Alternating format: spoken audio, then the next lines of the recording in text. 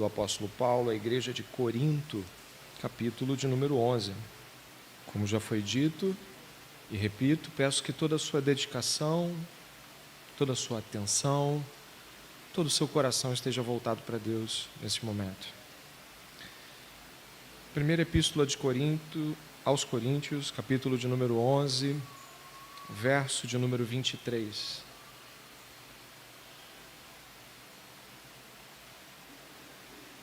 Primeiros Coríntios 11, 23. A palavra de Deus diz assim: Porque eu recebi do Senhor o que também lhes entreguei, que o Senhor Jesus, na noite em que foi traído, pegou um pão e, tendo dado graças, o partiu e disse: Isto é o meu corpo que é dado por vocês, façam isto em memória de mim. Do mesmo modo, depois da ceia, pegou também o cálice, dizendo: Este cálice é a nova aliança no meu sangue. Façam isso todas as vezes que o beberem, em memória de mim. Toda a igreja. Porque todas as vezes que comerem este pão e beberem o cálice, vocês anunciam a morte do Senhor até que Ele venha. Oremos. Senhor, aplica a Tua palavra ao nosso coração antes do período exato da ceia, para que o nosso coração esteja preparado, disposto e totalmente, Senhor, submetido ao Senhor. Em nome de Jesus, amém. Nesta manhã fomos chamados pelo Senhor à sua mesa. Estão aqui o cálice e o pão. Eles representam o corpo de Jesus Cristo e o sangue de Jesus Cristo. O corpo de Jesus, partido a nosso favor, foi dado em nosso lugar, recebeu a ira de Deus e o Senhor Jesus Cristo o entregou a nós. O cálice aponta para o sangue de Jesus Cristo, vertido no madeiro, que purifica todo o pecado. Não há pecado que este sangue carmesim não purifique. Ao lermos o verso 26, sobre o qual os seus olhos podem repousar mais uma vez, a nossa reflexão da ceia desta manhã nos mostra de que Jesus Cristo, apontando a sua aliança, bem aqui no verso 25, é lembrado por Paulo, já não nas suas palavras literais de Jesus, mas já em uma recomendação apostólica no verso 26, todas as vezes que comerem este pão e beberem o cálice, vocês o quê? Anunciam a morte do Senhor até que Ele venha. Ao ouvirmos estas palavras, nós cristãos, nós que esperamos o Senhor, ao ouvirmos essas palavras, nós temos algumas coisas que vibram bem forte em nossos corações. A começar, Ele vai vir, Ele vai voltar. Essa esperança que nós temos da volta de Jesus Cristo é bem marcante. Não é só nossa, mas de todos os apóstolos e discípulos, e aqueles que já estão com o Senhor, já estão celebrando essa vitória completa, de uma maneira plena, e nós, os vivos, esperando Jesus, como diz Paulo aos Tessalonicenses, estamos aqui em um grau de exultação enorme, porque Ele nos deu a segurança de que vai voltar. E essa segurança, essa alegria, essa exultação nos apontam para o Salmo 47. Todos os povos da terra cantem ao Senhor, o Rei dos Reis, é o que nós lemos na abertura de hoje. Hoje nós temos em Jesus a profunda segurança de que a comunhão é permanente. Nós estamos diante desta mesa e estaremos diante desta mesa para todo o sempre. Essa alegria de que Jesus Cristo vai renovar todas as coisas, ela nos preenche de uma maneira que o mundo e nada do mundo pode nos fazer preenchidos. Essa grande notícia, sem dúvida, nos faz exultar com grande alegria. E é o que é justo, que você esta manhã esteja muito alegre. Mas, sem dúvida nenhuma, meus irmãos, nenhuma. Nos parece que a jornada cristã, da qual nos próximos 30 minutos eu gostaria de discorrer em uma pregação temática, a jornada cristã, ela é uma jornada difícil. E que muitas vezes, não poucas, muitas vezes, desapegamos os nossos olhos desta alegria que acabamos de ler, ouvir e celebrar. Eu acho que é uma experiência humana cristã comum, o desvio de foco, o olhar que se perde. Já aconteceu comigo, já aconteceu contigo? Por razões completamente distintas, idades, vivências, várias coisas que acontecem podem fazer com que pessoas extremamente fervorosas e esperançosas na vinda de Jesus, preste atenção nesta manhã, essa mensagem, eu acredito que o tema dela é um tema para a sua vida até. Perdem muitas vezes o foco e vão perdendo de tal forma que não consideram mais que viver é algo que querem. Ou seja, deixando bem claro, não desejam mais estar entre nós. Alguns crentes, homens e mulheres, na história da igreja, na Bíblia e em toda a realidade de vivência cristã, tanto as que eu conheço com você e você com outras pessoas, existem muitos momentos onde alguns de nós dizem, me leva. Você já fez isso? Só eu que fiz? Eu não estou dizendo para você fazer, mas talvez você tenha essa experiência. Deus, para mim já deu, já basta. Como alguém que ouviu dizer que Jesus volta, está alegre, está comendo com Ele à mesa nesta manhã, está comendo com Jesus à mesa. Como é que alguém que está assim, chega a dizer, e até orar, pedindo para morrer? O que acontece? Expressões da vida, sofrimentos variados, não somente isso, mas uma busca por conforto material não encontrado, realizações emocionais que sufocam ao ponto de levar crentes convictos a não quererem mais viver. Alguns, como eu disse, até oram pedindo que Deus os leve. E nós estamos nesta manhã porque Deus ouviu a sua oração. Talvez ela tenha sido uma oração antiga, de anos atrás, de meses atrás, talvez tenha sido uma oração desta semana, ou talvez seja uma oração que você ainda vai fazer. Deus me leva. Já deu para mim. Eu já entendi a vida, eu já fiz tudo o que tinha que fazer. Agora me mata. Eu gostaria que nesta manhã você soubesse que aprove ao Espírito Santo de Deus, por razões que só Ele conhece, de que diferentes homens e mulheres de Deus, e particularmente heróis na fé do povo de Deus, estivessem relatados nas Escrituras, pedindo a própria morte. E hoje uma resposta do autor da vida vem até você. Você que, por algum motivo, em algum momento, desejou não mais viver.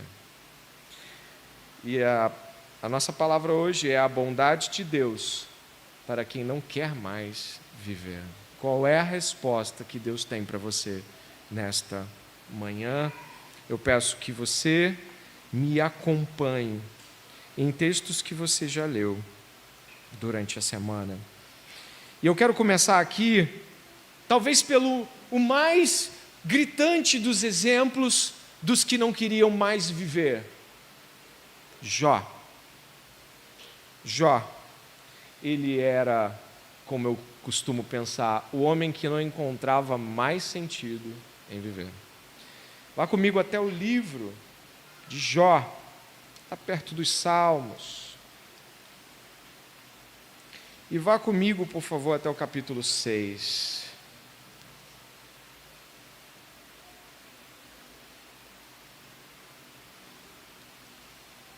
Diz assim o homem de Deus, Jó capítulo 6, verso de número 8.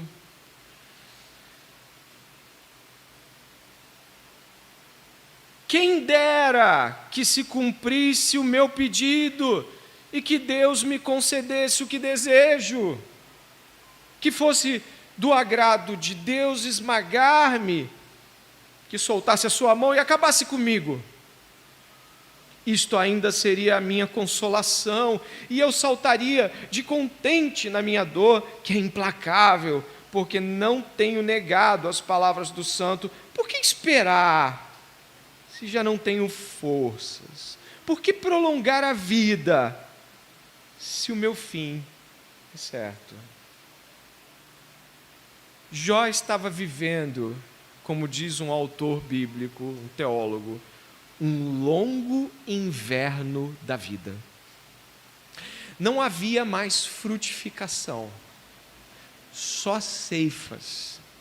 E ceifas terríveis, como você deve saber. Tudo que ele havia plantado e que havia florescido tão lindamente na vida de Jó havia sido cortado. Ele havia se empenhado uma vida inteira para ser um homem justo que era, e criado os filhos com retidão, como nós vemos no livro de Jó, e também feito, se era um homem justo, ele alcançou prosperidade de modo justo também. E ele tinha muito dinheiro, ele tinha muitos filhos, uma esposa, ele tinha amigos. Sim, você que já leu o livro de Jó sabe que ele tinha amigos. Estão lá os amigos de Jó. Ele tinha tudo que um homem precisa ou pode querer. E agora, olhe para Jó, 6 meses depois, que é o que se estima, sentado nos cinzas, com um caco de telha, rasgando o corpo, com úlceras, cobrindo entre pus e sangue a vida de um homem que perdeu tudo. Ele não tem mais filhos, ele não tem mais dinheiro, e a sua esposa se voltou contra ele. Seus amigos o acusavam de pecado. O que havia ainda para Jó? É isso que ele diz aqui no verso 11. Por que esperar? Oh Deus, o que você ainda está esperando para não me matar? Olha o verso 11. Por que esperar, se já não tenho forças? Por que prolongar a vida? O que está escrito aí? Se o meu fim é certo. A NVI traduz esse verso final que eu li aí assim, né? Que esperança posso ter se já não tenho forças? Como posso ter paciência se eu não tenho futuro? Esperar pelo que eu não vou ter? Essa é a pergunta de Jó.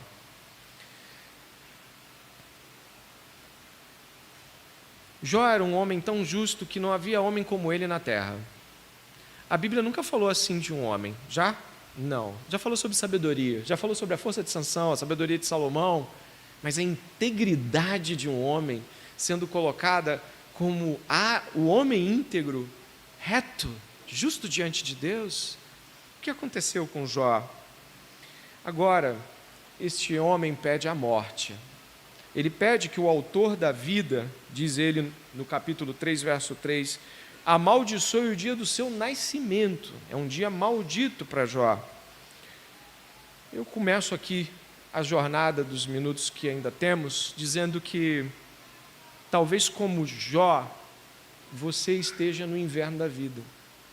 Você tenha conhecido grandes perdas. Seu corpo era melhor do que é hoje, respondia de uma maneira muito melhor.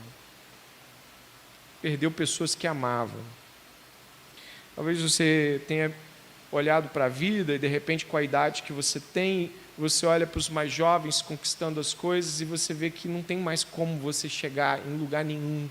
E vai acumulando uma coisa ou outra, você olha para as fotos de como você era e como você é, os sorrisos que você tinha e você não tem mais, os trabalhos que você perdeu, você vai olhando as perdas, olhando as perdas, olhando as perdas, olhando as perdas, e a única coisa que você vê é o passado. O passado é um tormento, porque ele parece ser muito mais interessante de se viver do que o presente. E mais, não há esperança para o futuro. É isso que Jó olha para a vida dele e fala assim, a vida acabou, a minha vida acabou, me mata. É isso que ele está dizendo. Mas eu gostaria que você pudesse, nesta manhã, compreender que Deus tinha na vida de Jó muito mais do que nós podemos imaginar.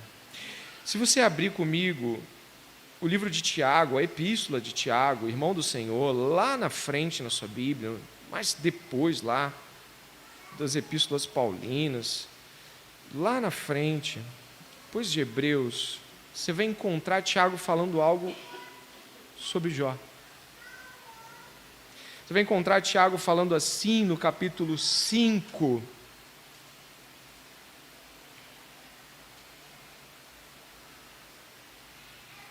Precisamente ali,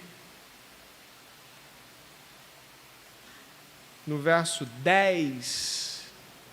Dê uma olhada, por favor. Diz assim: irmãos, tomem como exemplo de sofrimento e de paciência os profetas que falaram em nome do Senhor. Eis que consideramos felizes os que foram perseverantes. Vocês ouviram a respeito da paciência de Jó e sabem como o Senhor fez com que tudo acabasse bem. Toda a igreja. Porque o Senhor é cheio de misericórdia e compaixão. Jó serviu como testemunho para a igreja do século I. Jó não sabia nem o que era igreja, lei, Moisés, tudo isso era longe, ele nem imaginava essas coisas. Ele está sendo citado por Tiago. E como ele está sendo citado? Como exemplo de paciência de alguém que recebeu de Deus misericórdia e compaixão. Qual é o problema? Por que é um problema pedir a própria morte em condições como a de Jó? É porque você está pedindo baseado em sua própria narrativa da história. Você está olhando para a sua vida e não compreendendo o que Deus quer fazer com ela, para as pessoas ao seu redor e até mesmo como Jó, para gerações futuras. A vida autocentrada também se traduz no pedido de me mata, quando a minha narrativa não é satisfatória ou ela é terrivelmente dolorida e difícil. Eu diria aos irmãos, o que o Senhor está fazendo na vida de Jó, eu diria, a vida ou as vidas dos santos são histórias de compaixão e misericórdia de Deus e são deixadas para a próxima geração. É completamente possível que Deus restaure coisas ainda neste tempo para que você seja um bom testemunho de sua bondade, mas é absolutamente certo que Ele fará isso um dia quando você estiver com Ele. Vigor, alegria, amigos, sorrisos, corpo que não falha, uma vida que não vai parar de ser maravilhosa. Você que sofre é um testemunho de perseverança e espera em Deus para todos ao seu redor e por vezes até para a próxima geração. Depende muito se você está de fato disposto a viver uma vida para que Deus use, porque Deus também usa vidas em pó e cinzas. Deus também usa vidas de pessoas que perdem entes queridos. Deus também usa a vida de pessoas que sofrem com dores crônicas e todo tipo de coisa inimaginável de dor a vida inteira.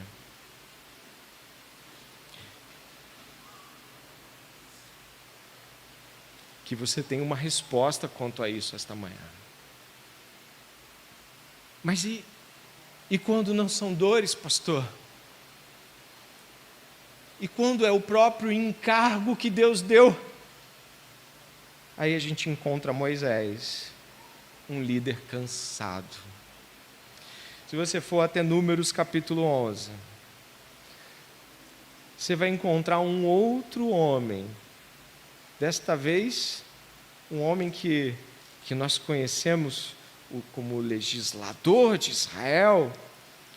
Em Números capítulo 11, verso 10, Moisés está pela segunda vez pedindo a Deus que o leve. A primeira vez que ele fez isso foi quando o povo fez o bezerro de ouro. E lá em Êxodo 32, ele me mata, porque ele olhou para aquilo, como é que pode? Eu acabei de subir e descer, e eles já estão se desencaminhando. Me mata. Agora ele diz, 11:10 de Números, então Moisés ouviu como o povo chorava por famílias, cada um à porta de sua tenda. O Senhor ficou muito irado e Moisés também não gostou daquilo. Moisés disse ao Senhor: por que fizeste mal a teu servo?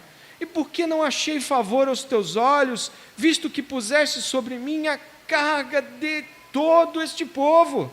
Será que fui eu que concebeu todo este povo? Será que fui eu quem o deu à luz, para que me digas que o leve no colo, como a babá leva a criança que mama, até a terra que prometeste dar aos seus pais?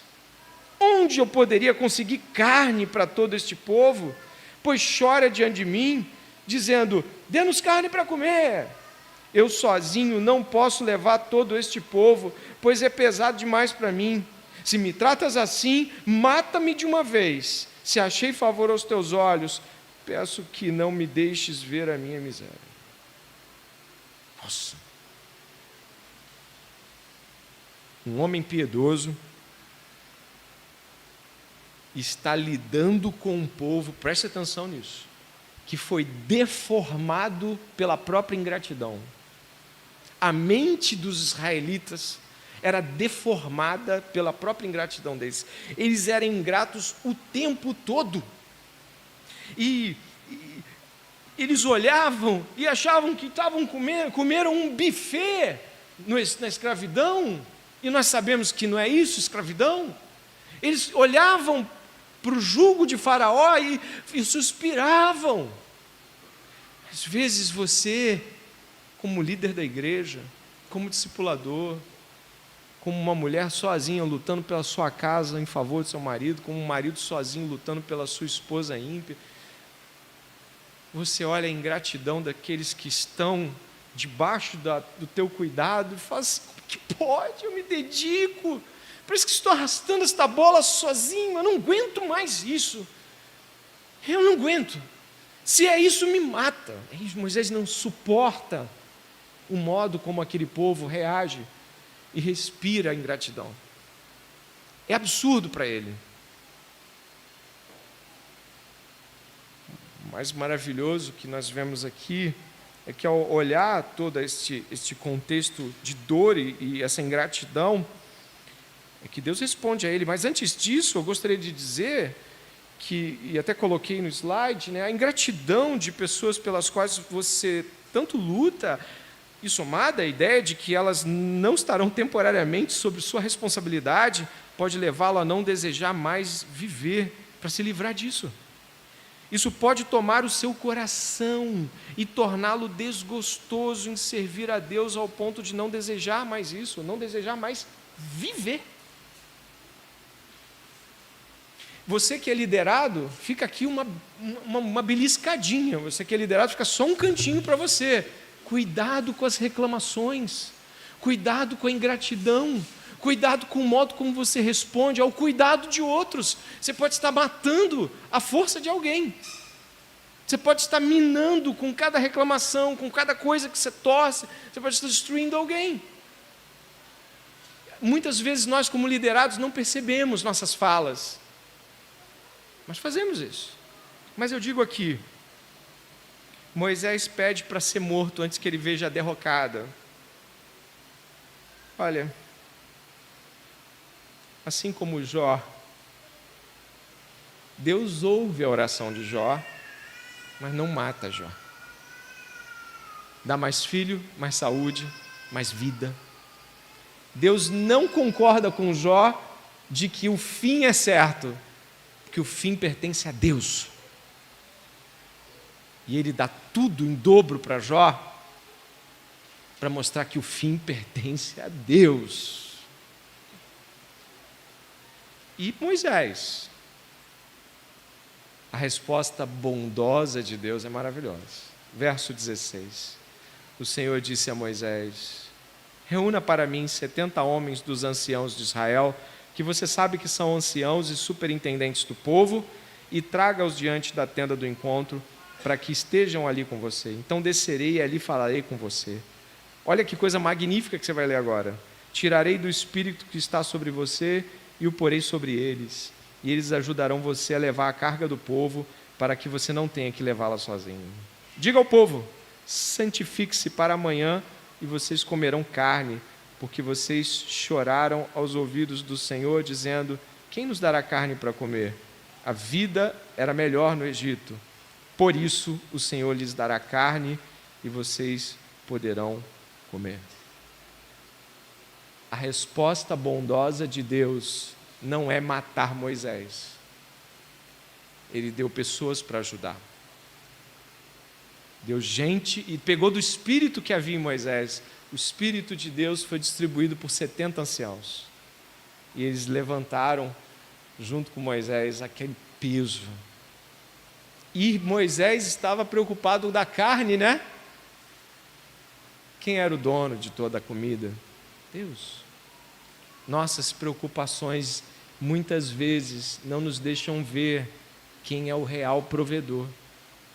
Nossas preocupações muitas vezes são a gente é tentado a morrer, eu quero morrer, eu não quero mais isso, eu não quero mais isso, quando deveria estar pedindo: me ajuda, bota 70 anciãos para me ajudar.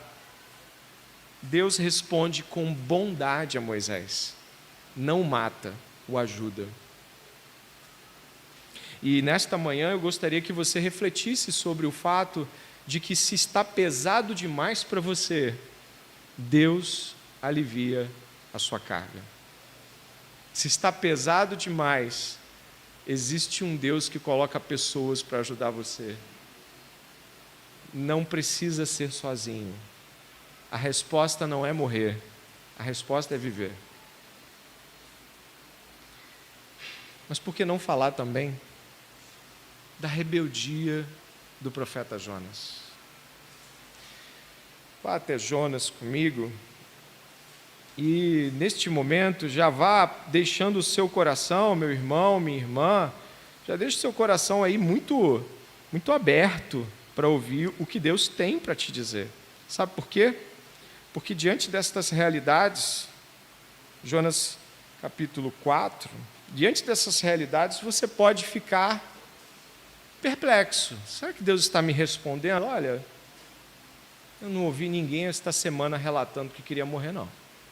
Esta mensagem não foi motivada pelos seus pedidos pessoais a mim. Você não me comunicou o seu pedido de morte. Mas talvez tenha falado coisas muito parecidas, como: eu não suporto mais, eu não aguento, como é que eu faço? Todo mundo consegue, eu estou aqui. Deus ouve orações. Profeta Jonas, capítulo 4, verso 1, é dito o seguinte: mas Jonas ficou muito aborrecido e com raiva, e orou ao Senhor e disse: ah, Senhor, não foi isso que eu disse estando ainda na minha terra? Por isso me adiantei, fugindo para Tarsis, pois sabia que tu és Deus bondoso e compassivo, tardio em irar-se e grande em misericórdia, e que mudas de ideia quanto ao mal que anunciaste. Agora, Senhor, peço que me tires a vida, porque para mim é melhor morrer do que viver. E o Senhor disse: você acha que é razoável essa sua raiva?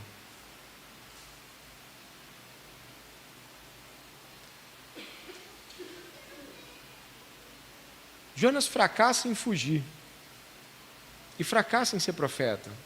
É Deus que faz tudo. Mas aqui a questão não é o fracasso de Jonas, é ele ter raiva, ódio dos seus inimigos e ter uma certeza muito profunda de que Deus iria salvá-los. E entre Deus salvar os meus inimigos e eu ter que fazer parte disso, eu prefiro fugir. Eu vou para a terceira via, eu não quero Deus salvando os meus inimigos por meio de mim. Ele se recusa a ser um instrumento de salvação para os assírios, os cruéis assírios, violentos, bárbaros. eles são extremamente cruéis com todos que passam pelas mãos deles.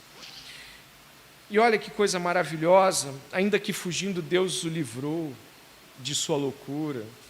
E lançado ao mar, um peixe o engoliu. O peixe foi a salvação para Jonas. Parecia perdição, mas foi Deus pegando aquele peixe para cuspi-lo depois. E aí ele vai lá e no anúncio, você já viu o anúncio de Jonas? Ó, daqui a 40 dias Nínive vai ser subvertida. Não tem a redenção, não tem apelo, não tem misericórdia, tem só o Jonas e a mensagem dele de vai acabar tudo, é isso aí. E o que Deus faz?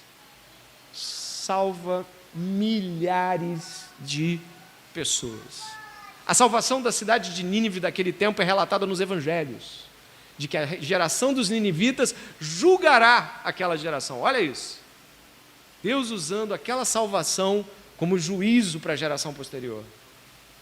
E ainda dentro disso e dentro desta realidade, eu afirmo para você, e jogo aqui na tela do slide, que quando a nossa sede por justiça terrena, para aqueles que julgamos terem de pagar, nos toma, podemos desejar a morte a não vermos nosso desejo cumprido. É possível que a raiva, o ódio, a vingança contra os que nos fazem mal se torne um motivo para viver ou morrer. Isso pode tomar o seu coração e torná-lo rebelde a Deus.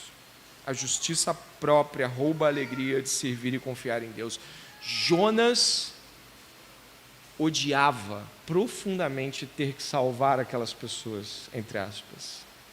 E essa justiça e esse desejo para que aqueles que são seus opressores fossem mortos, faz com que ele está lá cansado, Deus bota o quê? Uma sombrinha para ele. Você lembra dessa história, né? Coloca uma boboeira para refrescar-lhe, enquanto ele olha para baixo esperando a fornalha. Deus refrescando Jonas e Jonas querendo que caia fogo do céu. E quando Deus poupa, ao invés dele celebrar, é impossível, por isso que eu não queria vir, porque tu é bom. A bondade de Deus pode irritar-nos, a justiça própria cegar-nos. Nesta manhã, saiba de uma coisa: a sua rebeldia, esse senso de estar sendo injustiçado, pode tomar o seu coração de tal maneira que você não queira mais viver enquanto a sua justiça não for feita. A sua, não a de Deus, a sua justiça. A sua justiça própria pode se tornar um sinal de vida para você. É para lá que eu aponto, para a minha justiça própria, a minha satisfação de justiça. Jonas não queria a justiça de Deus, ele queria a dele. E quase indo aí para o nosso fim, é inevitável que eu lhe provoque ainda em Jonas a seguinte menção de Jesus, que você pode ler em voz alta: perdoai-nos nossas dívidas, como também nós perdoamos aos nossos devedores. É por aí, é esse o caminho. E por que não citar nosso penúltimo profeta aqui de Deus? O primeiro livro de Reis vai nos mencionar a história de Elias. O profeta Elias, primeiro dos profetas clássicos, uma história envolvente, daquelas que cabe num filme. Elias estava no ápice da carreira. Eu posso lhe dizer que ele estava no topo profético. Orou para vir fogo do céu, e veio fogo do céu. Lambeu tudo, quebrou com tudo. Ordenou: mate os 450 profetas de Baal. Todos mortos. Termina aquela tarde ali, né? Com aquele cheiro de fechei o que Deus pediu. Mas o que acontece no capítulo 19 é que Jezabel, esposa de Acabe, diz assim, a Bíblia fala em 19:1, Acabe contou a Jezabel tudo que Elias havia feito e como havia matado todos os profetas à espada. Então Jezabel mandou um mensageiro a Elias para dizer-lhe: que os deuses me castiguem se amanhã, a estas horas, eu não tiver feito com a sua vida o mesmo que você fez com a vida de cada um deles. Verso 3. Elias ficou com medo, levantou-se e, para salvar a vida, se foi. Chegou a Berseba, que pertence a Judá, e ali deixou seu servo. Ele mesmo, porém, foi para o deserto, caminhando um dia inteiro. Por fim, sentou-se embaixo de um zimbro, sentiu vontade de morrer e orou: basta, Senhor, tira a minha vida, porque eu não sou melhor do que os meus pais. Elias orou pela morte, porque ele temia os vivos. Elias, que estava no auge da sua carreira, se viu ameaçado e fugiu. Mas o que está acontecendo aqui? Jesus nos diz em Lucas 12:4 assim: eu vos digo, meus amigos, que não tenhas medo dos que matam o corpo e depois nada mais podem fazer. Mas o que aconteceu com Elias? E o que pode ter acontecido contigo? Elias teve medo de morrer. E quando o medo se torna muito grande, ele nos torna cegos. Eu escrevi isso aí para você ver aqui na tela. Quem pede a morte como Elias está cego para muitas coisas. O medo tira a visão correta da vida e nos cega para a soberania e governo de Deus. Temer a Deus é se ver completamente seguro em suas mãos. Isso pode tomar o seu coração e torná-lo cego, esse medo, incapaz de enxergar o que Deus fez dias atrás na sua vida. Não é incomum você dizer para pessoas tremendo de medo do resultado de um encontro, de uma conversa, de uma confrontação: eu não vou, eu não quero, eu não vou. De qualquer coisa que envolva isso, que é estar diante dos homens como se eles pudessem fazer algo que Deus não tem controle. A pessoa fica cega e você tem que sacudir ela e dizer assim: olha, há dias atrás Deus pela tua vida desceu fogo do céu. Deus fez grandes proezas, você se lembra? E aí você tem que sacudir a pessoa: você se lembra que você encarou aquele evangelismo e aquelas pessoas vociferando na sua cara?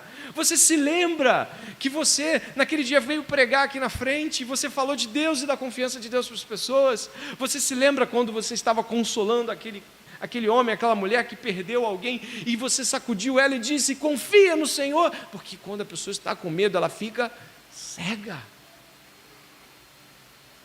Cega, medo de homens. O que Deus fez com Elias? Matou ele? Não, Deus não matou Elias.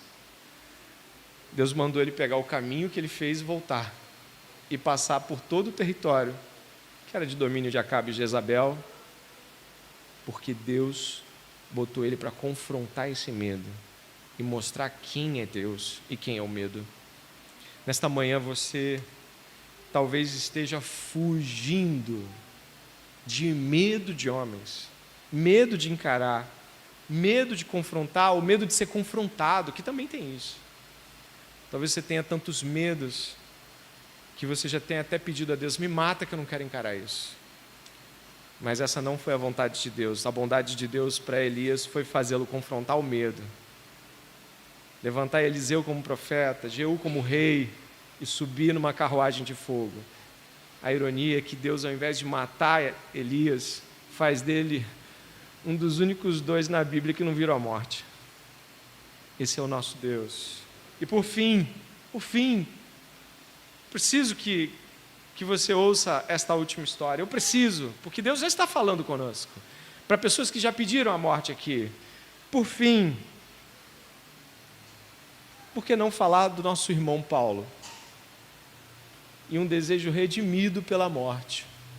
Não pela morte por ela, mas ao desejá-la. Filipenses capítulo 1. O apóstolo Paulo é certamente seus escritos aqui vão ser muito usados por Deus para nos fazer ver aspectos importantes. Se você nesta manhã é semelhante a Jonas, está sendo tentado pela justiça própria, e não suporta viver uma vida onde aquilo que você julga ser justiça não foi cumprido, se você é talvez como Moisés, e não está suportando os fardos que Deus te deu para carregar na família, no ministério, com as pessoas que você cuida, no seu trabalho, se você é como Elias, que tem medo de pessoas, medo de encarar, ou mesmo esteja como Jó, pedindo um alívio físico, e mental e emocional para a vida, saiba de uma coisa: Deus pode e quer redimir o seu desejo por morrer. O quê? Deus tem interesse no meu desejo por morrer? Tem. Deus está interessado em transformar o seu pedido pela morte. Filipenses, capítulo 1. O apóstolo Paulo diz assim, no verso 21.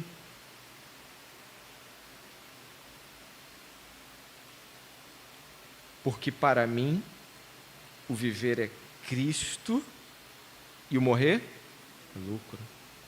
Entretanto, se eu continuar vivendo, poderei ainda fazer algum trabalho frutífero. Assim, não sei o que devo escolher.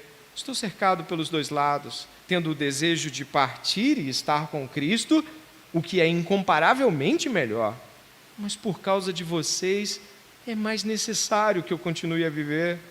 E convencido disto, estou certo de que ficarei e permanecerei com vocês, com todos vocês, para que progridam e tenham alegria na fé. Desse modo, vocês terão mais motivos para se gloriarem em Cristo Jesus por minha causa, pela minha presença, de novo, no meio de vocês. O apóstolo Paulo, ele perdeu sua saúde. O apóstolo Paulo perdeu toda sua condição e status social, guarda isso. Ele perdeu sua família sanguínea, ele não era mais benquisto. Papai e mamãe não estavam ali aplaudindo. Ele não tinha mais liberdade, ele escreve essa carta preso. Ele era injustamente perseguido pelas igrejas, e algumas, como a de Corinto, deixam até hoje a gente perplexo com o que fazer com Paulo, ao ponto dele remeter aquela igreja ao antigo Israel em suas cartas. O apóstolo Paulo, ele apanhava muito, ele tomou dezenas de chibatadas que transformaram as costas dele em um emaranhado de pele retorcida. O apóstolo Paulo recebeu uma dor crônica física de Deus, um espinho na carne. Mas ele também quer partir. A diferença, e não é pequena, preste atenção, é que o desejo de estar com Cristo, ou seja, o desejo por partir, ele pode e deve ser um desejo redimido, mas só se eu vivo Cristo. O que eu quero dizer com isso, né? O que eu quero dizer é que quem deseja estar com Cristo após a morte, só o deseja, porque já o experimenta verdadeiramente em vida. Quando perdemos de vista o prazer terreno de estar com Cristo, somos incapazes de ter o anseio pela morte redimida. Só pode dizer, eu quero estar com Cristo, e não está fugindo quem está com Cristo. Porque você não pode dizer, eu quero estar com Cristo para fugir dos sofrimentos. Eu quero estar com Cristo porque eu não suporto mais o meu cônjuge, não suporto mais essa igreja trabalhosa, esses discípulos difíceis, esse trabalho que me oprime, esse corpo que me estrangula de dor. Isso não é o motivo. O motivo é porque, como eu estou com Cristo agora, eu vivo Cristo, Cristo vive em mim. Isso é tão maravilhoso que isso me faz querer estar com Cristo pós a minha morte. não é a fuga das dores, sofrimentos e apertações da vida. É o Cristo. Por isso que ele fala, o viver é Cristo e o morrer é lucro. Então, ele fica até em dúvida, fico ou não fico? E aí, como é que é a resposta de quem quer morrer e estar com Cristo? É que ao mesmo tempo quer continuar muito vivo para ajudar pessoas a verem Cristo. Qualquer outra tentativa de fuga é tentar escrever a sua história, e não a de Cristo. Por isso, nesta manhã, eu te digo, Paulo não estava tentando fugir. Paulo estava ávido por viver. E para ele, e espero para nós nesta manhã, havia o desejo redimido pela morte. Ou seja, morrer, Paulo, morrer é estar com Cristo.